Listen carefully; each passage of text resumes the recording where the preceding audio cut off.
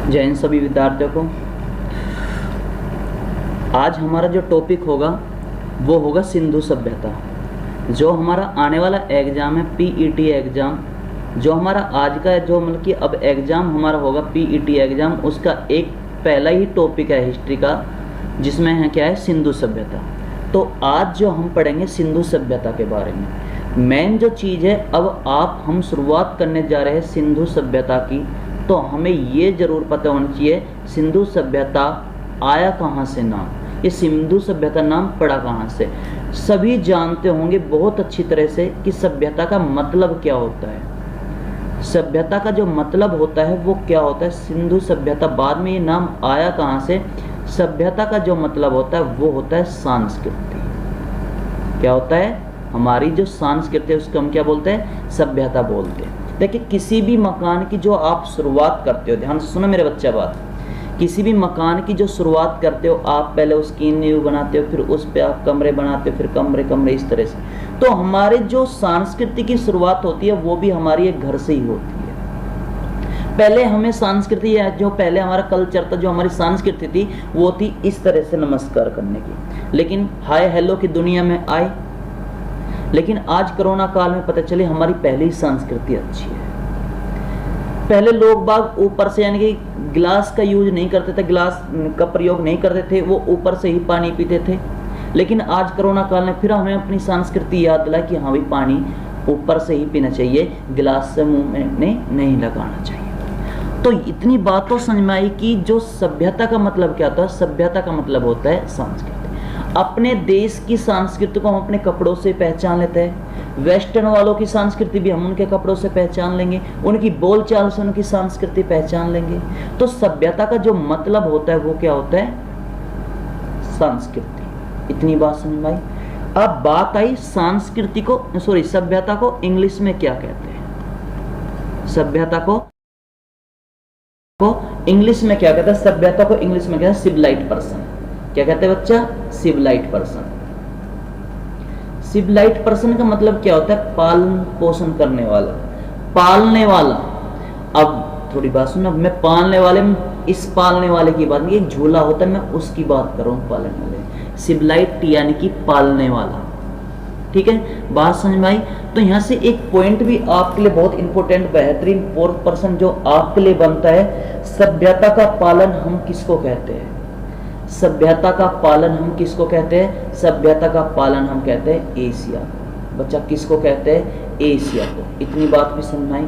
लेकिन मैं कौन से पालन की बात करूं, जो झूला होता है मैं उसकी बात करता हूं। सबसे पहले जो मानव जाति आई थी वो कहाँ आई थी बच्चा, मानव जाति जो सबसे पहले आई थी इस दुनिया में वो आई थी अफ्रीका में। कहाँ आई थी, अफ्रीका में। कौन आए थे, आदि मानव, वो नंगे पंगे आदमी, मांस खाते थे, जो सालों के हाथ लगा वो बैठ गए, सांप खा गए, बिच्छू खा गए, मगरमच्छ खा, जो भी उनके मिला वो खा गए। तो सबसे पहले मानव जाति जो आई थी वो सबसे पहले कहाँ आई थी, अफ्रीका में आई थी। तो यहाँ से जो मेरा प्रश्न जो आपका बनता है, जो मेरे लिए आपका पहला प्रश्न बनता है, मेरा प्रश्न बनता है मानव जाति का पालन। मानव जाति का पालन किसको कहा जाता है, अफ्रीका को। मानव जाति का जो पालन है वो किसको कहा जाता है, अफ्रीका को कहा जाता है। इतनी बात बच्चा आपके समझ में आई, इतनी बात भी आपके क्लियर होगी। चलिए अब आगे बढ़ते हैं आहिस्ता आहिस्ता। इसे सिंधु सभ्यता क्यों कहा गया, मेन चीज है कि सिंधु सभ्यता क्यों कहा गया। अब सभ्यता तो आपको पता चली, इसे इसलिए कहा गया जो सभ्यता वाले गांव थे, जो सभ्यता वाले गांव थे यानी जो सभ्यता वाले नगर थे वो सिंधु नदी के इर्द गिर्द अगल बगल बसे हुए थे। जो सभ्यता ये लोग थे ये कहाँ बसे हुए थे, ये सिंधु नदी के चारों ओर अगल बगल बसे हुए थे। क्या हो गए सर, बिल्कुल बेकार है, ये गलत पढ़ा रहे हो बिल्कुल हमें इस चीज को। हमें तो सुनिए कि ये अलग अलग नदी में पढ़ा है। जैसे मैं आपसे कहूँ भाई हड़प्पा कहाँ, कौन सी नदी पर स्थित है, हड़प्पा रावी नदी पर स्थित है। भाई हमें तो पढ़ाया गया लोथल, लोथल कौन सी नदी पर स्थित है, लोथल भगवा नदी पर स्थित है। हमें तो ये चीज पढ़ाई गई, बात सही है बिल्कुल। लेकिन मेरा ये जो जितनी भी नदियां हैं जिन पे ये बसे, जिस पे ये शहर बसे हैं, ये किसी ना किसी नदी के किनारे बसे, ये बात सच है। लेकिन अंत में जाके कोई भी नदी हो, चाहे वो हमारी रावी नदी हो या लोथल नदी हो या अन्य कोई भी डच नदी कोई भी हो, अंत में जाकर मिलती किससे है? सिंधु नदी में। अंत में जाकर वो कहां से मिलती है? सिंधु नदी में ही तो जाके मिलती है। जैसे मैं एक एग्जाम्पल समझाऊं आपको, मैं फिलहाल अपने घर बैठ के पढ़ा रहा हूं, आप अपने घर पढ़ रहे, आप दूसरे गांव में पढ़ रहे, एक दूसरे गांव में पढ़ रहा, एक कहीं और पढ़ रहा, तो अंत में जाके अगर बात करो तो सबका जो कनेक्शन है, जो संपर्क वो किससे? मुझसे ही तो है ना। तो इसी तरह से ये अपने यानी कि जो ये शहर ये अलग अलग नदियों पे बसे हुए, लेकिन बाद में आकर ये जो नदी है मिलती कहाँ है? सिंधु नदी में। तो इसलिए किसको कहा गया? सिंधु सभ्यता है, सिंधु घाटी। घाटी क्यों कहा गया? जो वहां के रहने वाले लोग हैं वो क्या होता है? घाट। समझ में बात आती है? तट, तो इसलिए इसको सिंधु घाटी भी कहा जाता है। उम्मीद है बच्चा इतनी बात आपके समझ में आई। चलिए एक छोटी सी बात मैं आपसे करूं, मैं आपसे छोटी सी बात करूं, ईसा मसीह के जन्म से 2500 साल पहले, ईसा मसीह के जन्म से 2500 साल पहले, या प्रेजेंट की बात करूं 2000 साल, अभी हम जिंदा है 2000 साल, यानी कि आज से वर्तमान से 4500 साल पहले किसका निर्माण हुआ? सिंधु सभ्यता का निर्माण। किसका निर्माण हुआ? सिंधु सभ्यता का निर्माण। कब की बात चल रही है? आज से 4500 साल पहले। 4500 साल पहले किसका खोज हुई थी? सिंधु सभ्यता का निर्माण हुआ था। बात समझ में आई? इतनी सिंधु सभ्यता का विकास हुआ। इस सिंधु सभ्यता के विकास में कितने शहर पाए गए थे बच्चा? यहाँ 350 शहर पाए गए थे। कितने शहर पाए गए थे? 350 शहर। मैं बच्चा शहरी क्यों कह रहा हूँ बताऊंगा अभी आपको। 350 शहर, जिसमें से 350 शहर में से 200 शहर तो कहां पर स्थित थे? गुजरात में। कहां पर मिले हैं? गुजरात में।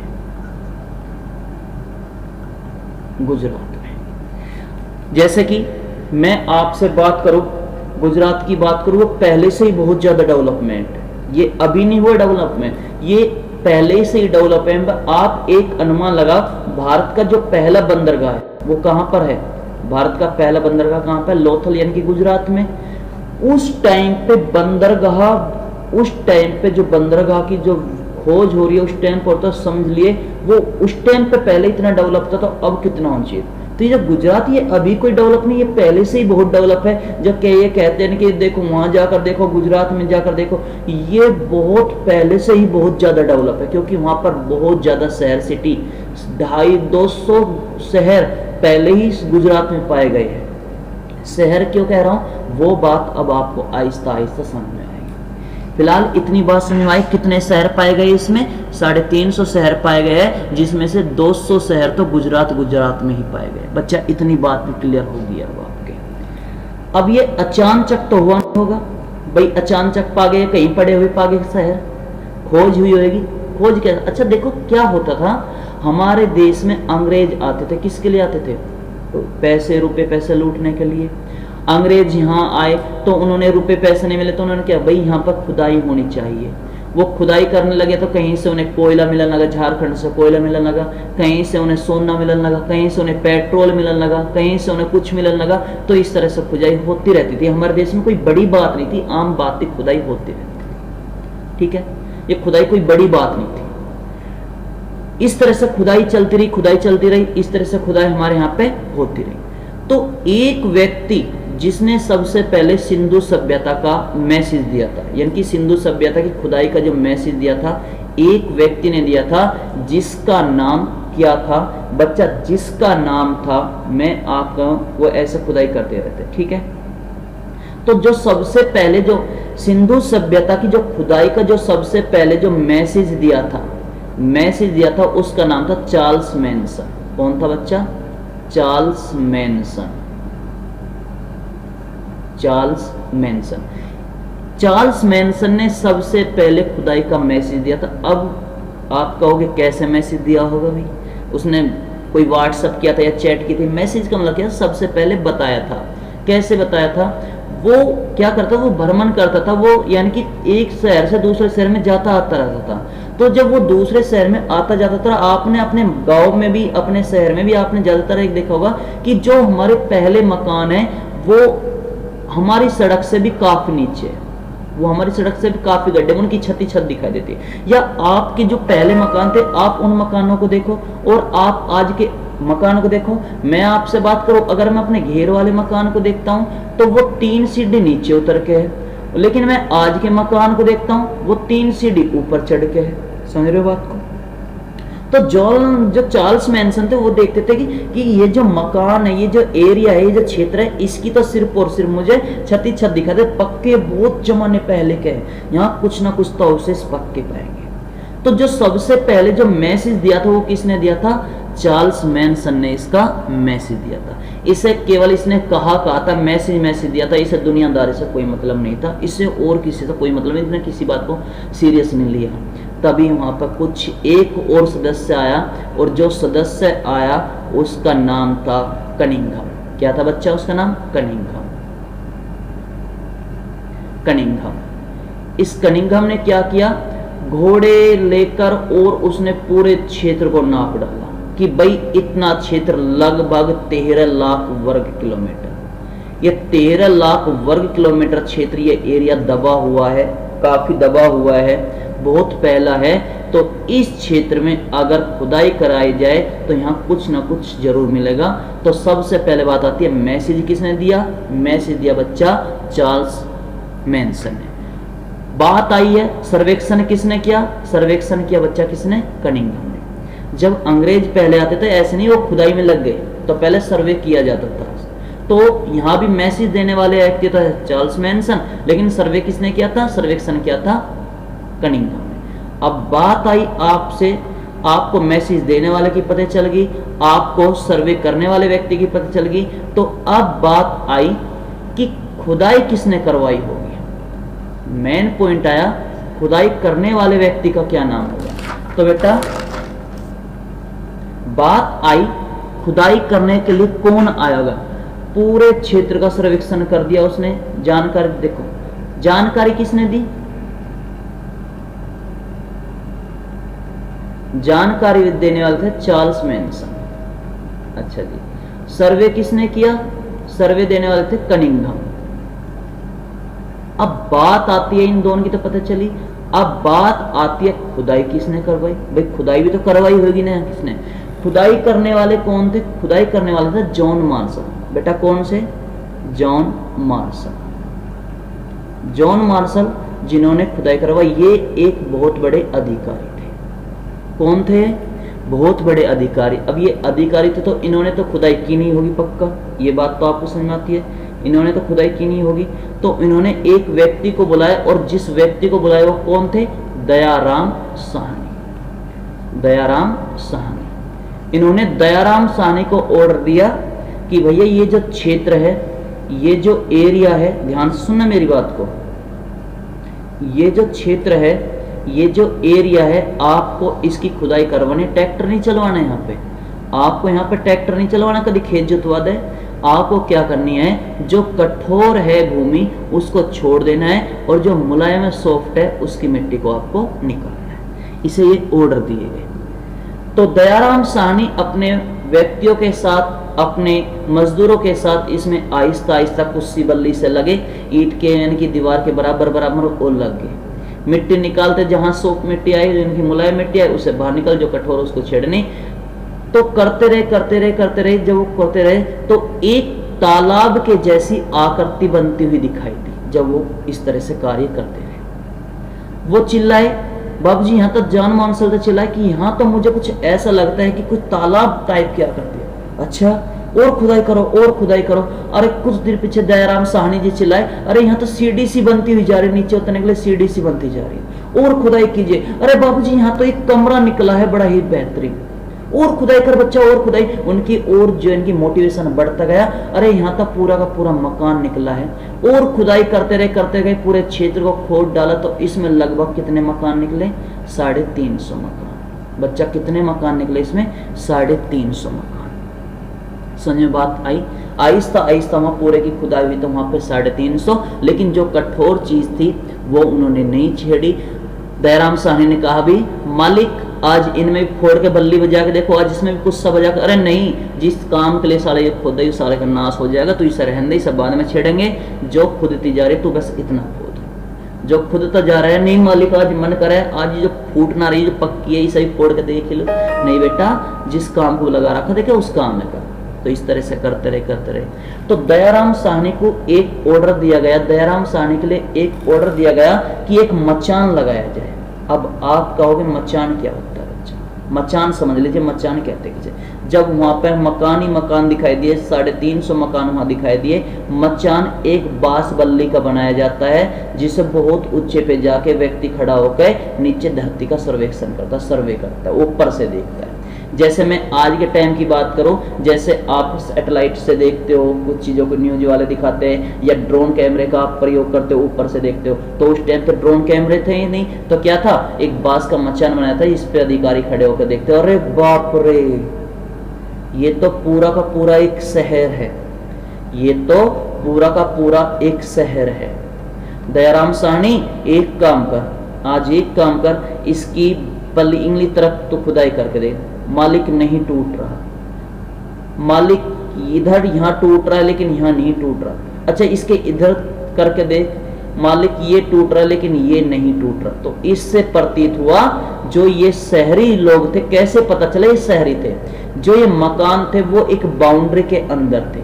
अब गांव वाले तो कोई खेतों में भाग जाता है, कोई जोड़ के किनारे जहां घेर लिया एक कहीं, लेकिन आपने देखा होगा शहरी लोग क्या होता है, जैसा हम बोलते हैं कॉलोनी में, कॉलोनी, तो क्या होता है वहीं कॉलोनी में रहने लगे, यानी कि उन्होंने, यानी कि जिस क्षेत्र में वो रहते थे उसके चारों ओर क्या थी, बाउंड्री थी। कुछ इससे भी प्रतीत हुआ कि हाँ, कि यहाँ पर जो रहते थे ये सिंधु सभ्यता वाले लोग, ये क्या थे, सिंधु सभ्यता क्या थी वो तो मैंने बताया, ये क्या थी, शहरी लोग थे, ना कि ग्रामीण लोग थे। कुछ यहाँ से हमें इस तरह की पता चली। अब मेन पॉइंट जो हमें पता चली, दयाराम साहनी के मालिक जो ये बीच में जब है, आज इसे फोड़ के देखो, अरे उसने की जौन मरा, अरे भाई तू रुक जा, क्यों करे कराएगा, तू नाश करेगा साले, तू पक्का यहाँ कुछ ना कुछ नाश करेगा। वो आहिस्ता आहिस्ता आहिस्ता किनारे किनारे किनारे किनारे किनारे किनारे मारते चले गए। चलिए आप ऐसा समझिए, मैं आपको ऐसा समझूं, वो इस तरह से सड़क पे यहाँ मार, तो ये तो कच्चा, लेकिन जब वो यहाँ करे तो वो पक्का वो फूटे ना, टन टन की आवाज आए, वो करते रहे, मारते चले गए, हल्का हल्का हल्का हल्का टच करे, चल गए, अरे बाप रे, ये तो बहुत बड़ा गोल है। दयाराम साहनी ने गोल में उतर कर देखा, अरे बाप रे, ये तो गटर है जो आर पार पानी जाने के लिए, जो इधर भी जॉइंट है, जो इधर भी जॉइंट है और जो इधर भी जॉइंट है। गटर का प्रयोग कौन करते हैं, शहरी लोग करते थे, आज के टाइम में भी करते हैं। अपने वाले तक क्या करते हैं, कमरे के बाहर से नाली निकाल दे, सारा सड़क पर पानी जाएगा, अपने घर में तक जा ही नहीं रहा। यहाँ एक बराबर में घर से बाहर निकल खड्डा बना देंगे, 2 घंटे में सारा पानी सूख जाएगा। मेहमान वाले, रिश्ता आने वाले, तो चलो कोई बात नहीं, सब फेंक देंगे पानी को सड़क पर। तो इससे प्रतीत हुआ, इससे पता चला बच्चा कि जो सिंधु सभ्यता के लोग थे वो कैसे लोग थे, वो शहरी लोग थे। अब बात आई, जो इनके जो मकान 350 मकान इनके जो पाए गए, उनमें ईंटें कच्ची थी या पक्की, आप बताओ, इनमें ईंट कच्ची थी या पक्की? सुनना थोड़ी सी बात को, अगर बच्चा कच्ची ईंट होती तो जब वो मुलायम धरती को, यानी कि मुलायम मिट्टी को निकाल रहे तो वो जब ही खत्म हो जाती। पहली बात तो पॉइंट ये है, सीधी सी बात है, वो जब ही टूट जाती, कच्ची होती तो ईंट, तो कैसी होनी चाहिए, पक्की ईंट होनी चाहिए। एक एग्जांपल आप समझिए, आप आज जिस लेंटर के मकान में रहते हो उसकी लास्ट बुनियादी, उसकी लास्ट लिमिट कितनी होगी, आप क्या होगी, 80 साल। 80 साल के बाद सरियों में जंग लगना स्टार्ट हो जाएगा और इसका जो सीमेंट है जो भी लगा हुआ वो झड़ना चल, हद से हद कितना, 100 साल बाद, 100 साल 120 साल लास्ट बार मकान क्या होगा, गिर पड़ेगा। लेकिन आपने जरूर सुना होगा, जो आपके पहले बाबा दादा के मकान के, उनकी ईंट का प्रयोग आज के नए मकान में भी आप करते हो। आप कहते हो बहुत दादा बहुत कबरते हैं, क्योंकि ईंट कैसी होती थी, पक्की ईंट होती थी, जो कई वर्षों चलते थे। तो जो इसमें ईंटें थी वो कैसी थी, पक्की, ना कि कच्ची ईंट। बात सुन गई? तो आपसे प्रश्न ये भी, सिंधु सभ्यता में पाई जाने वाली ईंट कच्ची या पक्की के बारे में बात करें तो आपको यहाँ से कंफ्यूज दूर हो जाना चाहिए, कैसी थी, पक्की। ये पॉइंट तो अब समझ में आए, ये पॉइंट तो हमारी बहुत अच्छी तरह से समझ में आए। अब प्रश्न यहाँ पे जो बनता है बच्चा, उस प्रश्न पर थोड़ा ध्यान देना, प्रश्न क्या माइंड में आना चाहिए आपके। सिंधु सभ्यता का जो एरिया था, जो सिंधु सभ्यता का जो क्षेत्र था, सिंधु सभ्यता का जो क्षेत्र था वो कितने वर्ग किलोमीटर में था, या कितना था, या कैसा था? बात समझे, मैं इधर यहाँ इस बात को यहाँ बता दूं आपको, सिंधु सभ्यता का जो क्षेत्र था वो कैसा था। समझना एक बात को पहले अच्छी तरह से देखिए। मान लीजिए सिंधु सभ्यता का जो इसका जो सबसे अंतिम बिंदु था, ध्यान सुनना मेरी बात को, सिंधु सभ्यता जहां से जहां तक फैली हुई थी, ये जो इसका अंतिम बिंदु था, ये कहां था? ये पाकिस्तान में था। कहां था बच्चा? ये पाकिस्तान में था। और जो ये पाकिस्तान में था, इसका नाम क्या था? इसका नाम है सुतका गंडोर। क्या नाम था? सुतका गंडोर। कहां था? पाकिस्तान में था। कौन सी दिशा में था ये था पश्चिमी क्षेत्र में। कौन से क्षेत्र में था? पश्चिमी क्षेत्र में। और अपने भारत में जम्मू कश्मीर में, अपने भारत में जम्मू कश्मीर में इसका क्षेत्र था कौन सा? मांडा। कहां था ये? मांडा क्षेत्र में। किस में था ये? उत्तरी में। कहां था बच्चा? उत्तरी में। इतनी बात समझ में आपको आई? और इसका जो दक्षिणी क्षेत्र था, ध्यान सुनना, जो इसका जो दक्षिणी क्षेत्र था, जो इसका दक्षिणी क्षेत्र था वो कौन था? देमाबाग। कौन था बच्चा? देमाबाग। ये आपके लिए इंपोर्टेंट, देमाबाग। कहां था ये? महाराष्ट्र में। पश्चिमी पता चला, उत्तरी पता चला, और इसका ये दक्षिणी भाग भी आपको पता चला। अब बात आती है इसका जो ये पूर्वी भाग है कहां तक फैला हुआ था। पूर्वी भाग अगर आप मैप पे देखोगे, मैप से मैं अलग हटके बता रहा हूं, मैप से देखोगे ना तो ये बिहार में है, ना ये यूपी में ही आया, ना तो ये बिहार से जुड़ता हुआ चला, ना ये पश्चिमी से, बस सीधा थोड़ा सा आगे बढ़ा। कहां पर? दिल्ली के। दिल्ली के किस किनारे पे है? आलमगीरपुर में। दिल्ली में कहां तक बसा हुआ था ये? आलमगीरपुर में। आलमगीरपुर में। कौन सी दिशा में? पूर्वी दिशा में। उम्मीद है बच्चा इतनी बात को समझ आती है। तो यहां से एक इंपोर्टेंट प्रश्न जो आपका बनता है, बेहद इंपोर्टेंट प्रश्न जो बनता है, प्रश्न होता है सिंधु सभ्यता का विकास सबसे छोटा या सबसे कम किस दिशा में था? सिंधु सभ्यता का विकास सबसे कम कौन सी दिशा में हुआ था? पूर्वी दिशा में। फिर क्या सुन लीजिए, सिंधु सभ्यता का विकास सबसे कम कौन सी दिशा में था? पूर्वी दिशा में था। कहां तक था? दिल्ली में, आलमगीरपुर तक। इतनी बात भी आपको समझ में आई। सिंधु सभ्यता जो फैली हुई थी वो कहां थी? पश्चिम में थी, पाकिस्तान के क्षेत्र में, और इधर थी जम्मू कश्मीर में, दक्षिण में थी देमाबाग से, और यहाँ थे। तो एक बात कंफर्म होती, क्योंकि इससे तो ये टच होती हुई थी। क्या थी ये? टच होती हुई थी इससे।